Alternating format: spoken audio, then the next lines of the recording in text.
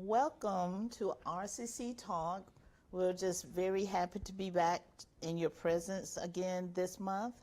My name is Sally Newman. I'm the Customized Training Director here at RCC. I'm Kim Pryor, Public Information Director. Thanks for joining us today. Yes, and I'm going to introduce our guest today. Here to my left is Mark Craig. He is the Reedsville Goodwill Resource Coordinator. That's me. And then, of course, our very own Sharon Galloway. She is the Director of Human Resource Development here at RCC. And this month, we are going to be doing workforce solutions. So we are going to be doing a series, and our series today is about the application process. So we're going to ask them a few questions. We just have a engaging conversation about how this application process works. So we're going to start with Sharon. So since she works directly with applicants, clients who are looking for employment. So Sharon, welcome. Thank you. Thank you for joining us today. Thank you. It's a pleasure being here. So tell us that the application process. What's the first step? Typically what I find a lot of individuals do is they searching for different types of jobs, and depending on the job they're looking for, they either apply online, or some companies still use a paper application, but most companies ask for you to apply online. So that's what we come encounter with, and they go through the resource centers and NC Works Career Center, and that's where they're searching for different types of jobs. So it's just up to the employer as to how they would choose for you to apply. Okay. And of course, I jumped right into this process, but let me ask you, Sharon, just give us a little bit about your background and what your job entails here at RCC. What I do within my job is that we create and design or develop classes for individuals to teach them how to search for a job online. Because sometimes people don't understand the importance. They think, well, I could just fill this out. I just click this, click that. But if you have to be careful in when you're applying online, because for one, you want to make sure that you have accurate information in there, up-to-date information, and that you meet the criteria for the job that they're actually applying for. A lot of individuals, some people are scared of applying online because the application seems to be a little lengthy, or different assessments are attached with the application process. So again, it just goes back to understanding what the employer is looking for and the type of information you need to input in the online application. Okay, thank you. Well, we're going to move right here to Mark. And Mark, just give us a little bit about your background. I'm the resource coordinator at the Goodwill now. I have been in the restaurant and retail business for 30 years, and probably been responsible for hiring close to 5,000 people. In my life. Wow. Okay. Done a lot of restaurant openings and opening teams. So evaluation of an application is something that I've always looked at very carefully in my hiring process, my hiring decision processes. Okay. Okay. And what do you do at as the Goodwill Resource? Pull all the pieces together. Okay. We work with the campus. Sharon has several HRD classes out there and computer classes where we are able to give people the skills that they need with their effort, of course, to be able to do these online applications in comfort and to have a confidence in doing it where they may not have had before. So that's part of the piece of the puzzle. We also hook up with employers and find out who's hiring for what. And we try to be a source of information for skills and for opportunities. Okay. So that's it in a nutshell. Okay. So with you and Sharon here, your broad experience in that application process, Mark, let me just start with you. When a client comes into the Goodwill, your Goodwill Resource Center, looking for a job, where do you direct them to start? It really depends on what they're looking for. We have to find out some information about what they've done in the past, where their skill set is, and then try to coordinate that with the employers that are available or looking for those positions. A lot of our time is actually spent on coaching of the application process, because you do have the online, and then you have companies like Unify and Keystone who still run paper applications. Okay. And what we find is it's critically important for that information to be complete and neat, because the person who's going to be making the hiring decision, looking at that piece of paper, that's you as a representation on that paper. Okay. So we advise people, we look over their applications, turn them back to them, tell them what they might need to complete. But it's important for us to be very meticulous in that process. We coach on that. We coach on the online applications. But it's an important process, because you only get one chance to make a first impression. Exactly. Yeah, so that and the resume services and things like that we also help with, and so does Sharon with her classes. So Sharon, how do you help with that application process when a client comes to either you or one of your instructors? Well, in our labs, the instructors, or if they come to my office and they need help, assistance with applying online, I, of course, found out first where they're applying to, and what the job is looking for, whether the requirements are, whether they need a resume or a cover letter. A lot of companies will not accept your application if you don't have a cover letter and a resume to upload or attach. So once we figure that out, then we start the process. Sometimes companies have where you can like save your profile or save your information and work on it. If it's going to be lengthy, where it's over an hour or so, then you can't do it in one setting. They need to go back and refer to some dates or something like that. Then you make sure they save that information so they'll be able to log back in and continue on with the process. So it depends on the length of the application online, and again, what the employer is putting out there they're looking for. A lot of times people come into our labs there, they don't have a resume and they don't have a cover letter. Okay. And so you don't want to complete or fill out an online application if you don't have everything that's required for that position. So let me just ask this. It seems like when someone comes in to either one of you, you have to have some discussion to figure out what they need to have in place before they even get started. Absolutely. Because you mentioned cover letter, resume, what they're kind of looking for. And then they may have to do some work on the front end before they actually start the application. Okay. And that's recommended. I mean, it's funny because with the paper applications, I don't want to go backwards, but with the paper applications, people will miss something like the date. Or one of our employers says, have you ever applied here before? And they'll check no, and if they have applied there, it'll automatically default to where they won't get an interview. So going back to the paper application process, it's extremely important that every question is read thoroughly. If it doesn't apply to you, mark an N/A through it. That shows the employer that you've paid attention to detail and that you've read every question. And then on the job history, it's crucially important for you to know your start date and end date. Maybe not January 15th, but January of 2018, whatever the date may be, month and year. And also to be able to describe your job duties. Some people will confuse that and just simply put it down as their job title, say packer. And then they'll just put packer on the job description. Well, you need to write out, utilize RF scanner to locate position for the next product, make sure that it's palletized correctly, shrink wrap it. When they're doing those paper applications, they really need to detail some of those job duties. And then obviously the signature line. Some people miss the signature line because it may be smaller and down at the bottom. So it's very important on any application to read every bit of the information. And if it doesn't apply to you even online, I don't know if you can mark N/A on some of them. Some of them it'll just default and go past it. But even online, I think it shows attention to detail that you have read it. So that's the first step in them even getting an interview, is getting that application 100% complete. But identifying their needs first is also critically important of where they're going. Well, what about the penmanship? Yes. Is that important? Yes, Lord. It is very important. A lot of people, well, you have to be able to read it. Right. So a lot of people don't take that as serious as they should, and understand how important it is, and making it clear to them. And what you don't want to do is, even in writing it out, is try to be very what's the word I'm looking for? Fancy. That's it.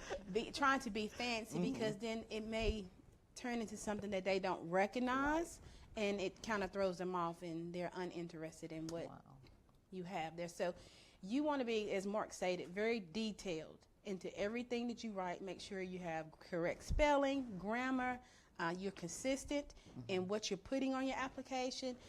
If it doesn't take NA, right, does not apply. You know, and make sure everything is completed and it's neat. So, and you definitely don't want to get a paper application. You kept it a few days and you carry it back and the edges are folded or something like that. So you have to be mindful of when you are applying, doing the paper application or your penmanship when completing those applications. Definitely no hearts on top of the eye. Yeah. Just the dot. Just is the fine. dot will suffice. Yeah. Do your clients understand the importance and the significance of making sure that job application, whether it's paper or online, how important it is that they do have attention to detail and they fill it out completely? I think at first some folks think that we're just trying to be picky and beat on them, but that's really not the case. It depends on the delivery, of course. You can't turn an application around. We are very customer service focused. You can't turn an application around and go, that ain't no good.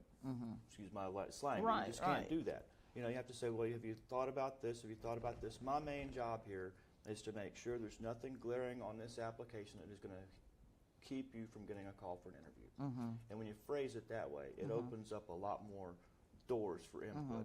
That's our job as professionals, trying to help people get jobs in the workplace, is to try to knock down any barriers they have to getting it. So, I mean, that's the first one. That's the most identifiable one. You know, so, I'd say that people are open to input and they appreciate it if it's delivered correctly. Otherwise, it can go the other way. Right. Right. Because this sounds like it's not so much an intense process, but a fairly long process. So how much time do you spend with one client? It depends on their needs and their ability as to whether they understand even what's involved into a cover letter or resume, or what needs to be included on the application. So I think that you have to kind of talk with the individuals, as we stated before, and find out what all they do know. That where it comes in helpful when you have like pre-filled application forms that in our labs or different classes that we offer, that you can put information down and then you can keep it with you so you can refer back to it. So you're not trying to think of those things, you know, as many times as you know, as often as you need to. It's right there for you. So it really depends on the individual. I think that from monitoring some of my classes that I've had, instructors can spend up to 2 hours with one client. But that's an individual that doesn't have any computer skills, don't really understand how to use, you know, because ultimately what we're trying to do is make them work ready. Right. So, and being able to understand how to format, input your own information to do your resume yourself. So it just depends on the individual that we're serving. And Sharon, you did mention the word work ready. So I know you are involved in the Reset Rockingham. Yes, ma'am. So could you just explain to our audience what is this Reset Rockingham? What's that end goal? Reset Rockingham is a partnership with various companies and industries throughout the county. We are partnering we're partnering together to do just that. Reset Rockingham, reset the minds of individuals of the way they're thinking, to try to make them more employable, understand how important it is to have the soft skills that they need to earn and stay in a career, and to be successful on a job. I'm partnering with the soft skills piece, so that's how much I can talk a lot more about that, but it has several different pieces to that. I think it's a great thing with individuals, with everybody in Rockingham County, letting people know in the county that we are all joining together and we are all here on the same page. We're not repeating services or duplicating services, how we can offer different resources that are in our community available to you. Okay. And thus far, are you all seeing a little success, or are you still in the planning stage? It's still in the planning stages. They've done a few things with the apprenticeship programs, but it's still in the planning process. Okay, wonderful. And Mark, do you know about the Reset Rockingham? I do. It's we weren't an active part when I first started in last February.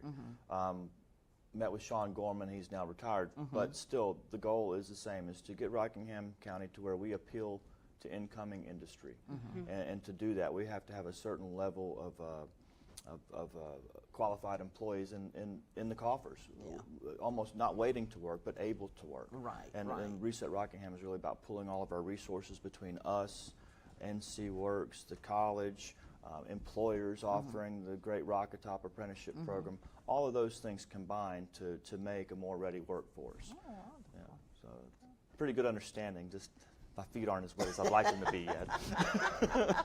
they're wet enough. Let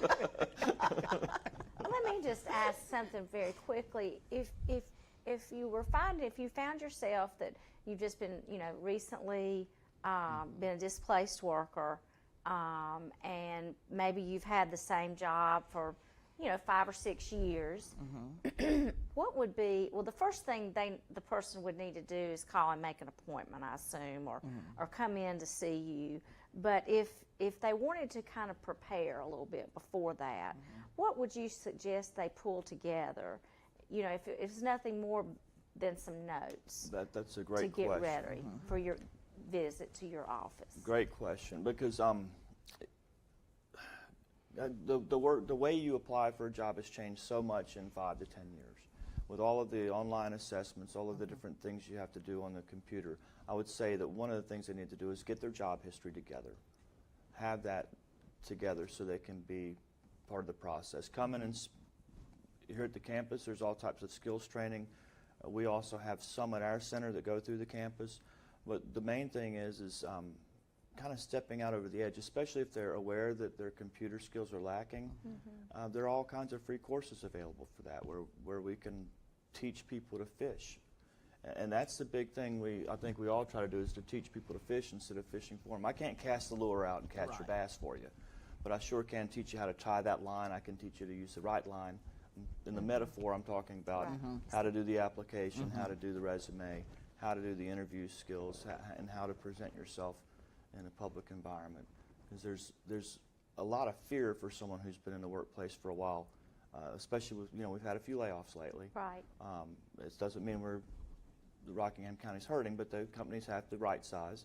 And the folks that I've seen coming from that have really lacked in the computer skills, because a lot of them have been in place for 15, 20 years. And then was a handshake, and I know Jim, he told me to come down and talk to you. Right. And now it's more of an online application where you have to do an assessment that's timed and things of that nature. So getting together the work history, coming with an open mind and wanting to learn new things, I think, is one of the biggest things that they need to prepare for. Well, it sounds like that somebody can really, they can walk in the door and have a lot of trust that you're going to meet them where they are, that it's okay. It's okay. Just jot down some job history notes and come get started. And no appointment needed. No appointment. No Okay. appointment No needed. appointment. Just walk in the door. Just call us or walk in the door. No appointment needed. Now, where should they walk in the door? Where's the door? Well, they could walk in the door at Goodwill Resource Centers throughout Rockingham County. We have one in Reedsville, we have one in Eden, and in Medan. The NC Work Center, they're here. We all work very closely together. Or you come here on campus. I'm located in the Bishopbrick building here on campus, and I will be glad to assist anybody. That's Sharon Galloway. Yes, it is. Well, and that's good to know, because you have had these employees who've been on these jobs for 20 years. And they're highly skilled. Highly skilled, but do they know they're highly skilled? No, and they don't know how to. Because they've been on that assembly line, so they think, oh well, I just do this, not realizing the value they brought to that company. It's the heartbeat of the company. Yeah. So do you all help? I mean, Help them try to pull things out, those try to skills out? find things, Yeah. and then it's like a light bulb goes off. Yeah. Like, oh, I really did that. Oh, Yeah. I guess I did do that. Yeah. So when they think about resume, thinking, well, I just worked one job for the last 20 years. I'm thinking, but look at all you contributed or the value you have Right. from the things that you've done within these jobs. Right. You was a team leader or a team player. Right. You know, On the safety committee. Yes, Yeah. you did so many wonderful attendance. Right. So, 20 and that years is so work. important. Yeah. So, people, we do different assessments in the labs that allows people to do like reality checks or Okay. kind of self-examination assessment checks to feel like, oh, that's like I said, the light bulb goes off. Oh, I did do that. Oh, I understand how I can do that. And so it's it's an awesome experience for someone to kind of like find themselves after they've been so comfortable doing one thing for so many years. Because there's a lot of fear when they walk out of I'm that sure. door. I'm sure. And that's what we have to help. If it's more of an in-depth counseling, we'll identify that after the walk-in, and we'll say, hey, I've got time tomorrow at 11:30. I'm meeting someone at 11:30. Same deal. But you know, that's when it's something that maybe they need a little more time. There's definitely an appointment, but you can walk in at any time at any of the locations we mentioned. All three of the Goodwills and the NC Works, they're great over there too. So. What would you say to the person who maybe they've not had that experience, they've not been in the same job for a good while, maybe they've only been in the workforce altogether a short time, you know, maybe they are 20 years old, you know, and they've had a job and maybe they want to change jobs, or, you know, they're just a younger person who may or may not have more computer skills, but still the job history is important when they come to see you. What else would you say to that person? Is there any difference? Well, if they have the availability in their schedule, what I always encourage them to do is try to find additional trainings that they can get involved with to kind of build their resume, as we say, volunteer in different things, you know, do internships somewhere. If your schedule allows it. But, you know, it depends on what they're working with. But it's always more. Always go for more. So that's just what I always try to instill in an individual, is that this is your job. Do it well. Go to work on time. Stay. You know, be a dedicated employee. And show value. You have value, ownership in that company. You know, they invest in you. You show an investment. You have to do some things. But while you're doing it, build yourself for other things in life, because we should never get comfortable and just try to do one thing in life. So I always want more. I agree. I love the word value. That's one of my soapbox words. What do people actually value about themselves and about their jobs and about their homes? What is their value? And I believe once we figure out what they figure out and they let us know what they value, then you can move forward as well with that. I'm going to sell some of her new stuff here, because she's got the jump into the workforce, which I'm very excited about, because it actually gives you assessment tools where you can evaluate what your interests are, where your values are, and where your abilities are currently. And you can also identify abilities or skill sets maybe you want to pursue further education on. And you know, if you're down and looking and you don't have a job, there's a lot of money out there that's available that also can be sourced. And you know, there's all types of grants out there that maybe someone like us or NC Works knows how to tie you in with it. So if they're unemployed currently and they're not the skilled employee that's been working for 15 years, there's still a way to find out where they're going to be happiest. Mine was a service cluster. I did mine in college. I paid good money for my assessment class. But that's where I've been all my life, in the service industry, and that's where I'm the happiest. I've tried a couple other things and not so much. So I think it's important to find out where your values, interests, and abilities lay.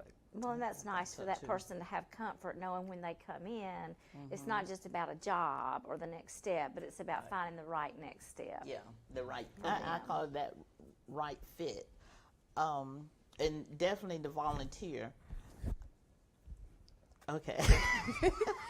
So those I lost my train So of that's thought. okay. So let me just piggyback off of more. Yes. So those Jump Into the Workforce labs are located here on campus. Okay. And at the Goodwill Resource Centers and at the NC Works Centers. Great. So just call me, extension 2121, if you need the location. But, you know, we do have that information available on the website and stuff. So Sharon, that jump into the workforce, those assessment, will they get printouts? Because I love assessments, because it shows you on the black and white. And you get to read like, oh yeah, that is me. Well, maybe so. So is that how these assessments are? Well, in that lab, the software that we use, it actually has a soft skills piece in it, and it allows you to print a certificate showing that you've went through those different modules and successfully completed them. But that's where you also prepare for the career readiness certificate in there. And that involves 3 workplace assessments that you take, workplace documents, graphic literacy, and applied math. So you can earn your North Carolina Career Readiness Certificate, and you can, once you go in and prepare for it in the lab, you get access to work on it outside of class because you get a username and a password. And then when you get to the point where you're ready to take the test, we will test you absolutely free if you're enrolled in our program. So that is a great opportunity for individuals to earn this credential that will allow them to stand out amongst the others that are applying for jobs. So it just kind of enhances, you know, the individuals, showing the employers that they have the skill needed for the job and making them more employable. And that can usually be put in on a paper application under certificates Oh, and definitely. online under certificates. So anything you can do to differentiate yourself in the application Yeah, that process. certification, being certified is that's a key word, Right. definitely. Well, we've covered a lot. I've learned some things. I believe Kim has learned some things as well as far as the workforce solution. We didn't get to cover a lot on the cover letter and the resume, but let me ask you this one question. We'll do that in our next workforce solution series. That cover letter, is that one cover letter fits all, or should they write those covers? No. Favorite question. Okay, can you answer that quick? So Just your cover briefly. letter, nor does your resume need to be one generic type Okay. for one specific job. It needs to speak to the job you are applying to. And we will get a little bit further into that next time.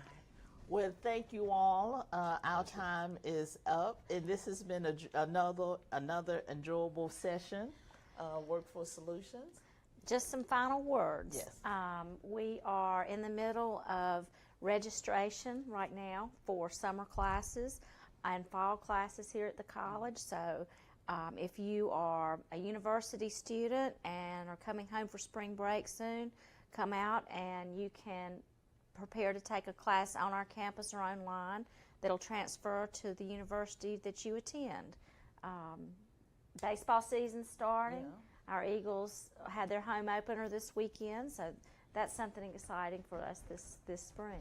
And our continuing education brochure should be out in a few months, in a few weeks, actually. Yeah, actually, I get the information on the 23rd of March, and so it should hit households mid-April. Yay. Awesome. Yay.